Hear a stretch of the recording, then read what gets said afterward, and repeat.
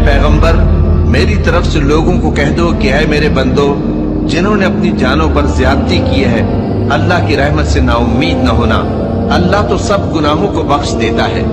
बेशक वही तो है बड़ा बख्शने वाला, बड़ा मेहरबान। और इससे पहले कि तुम पर अजाब आ वाक़े हो, अपने परवरदिगार की तरफ रुजू करो और उसके फर्माबरदार हो जाओ, वरना बाद में तुमको मदद नहीं मिलेगी।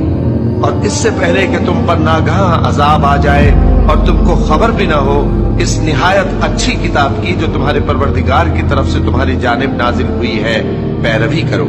ऐसा न हो कि उस वक्त कोई शख्स कहने लगे कि हाय उस कोताही पर अफसोस है जो मैंने अल्लाह का हक मानने में की और मैं तो हंसी ही करता रहा।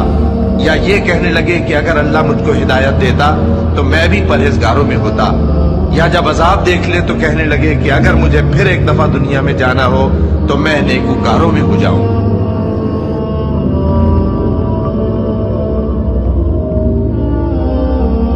आपको मालूम है कुरान में 2 दफा कहा गया है, यौम यफिरुल मरउ मिन अखीहि व उम्मिहि व अबीहि व साहिबतिहि व बनीहि।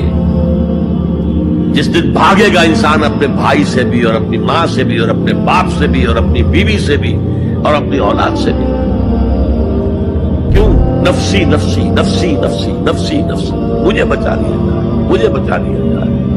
मेरी औलाद को झोंक दो, मेरे माँ बाप को झोंक दो, मेरी बीवी को झोंक दो, बीवी कहेगी मेरे शौहर को झोंक दो, मुझे बचा। यही नफसी नफसी दुनिया में रहे आपकी। मुझे अपने आप को बचाना है सबसे पहले।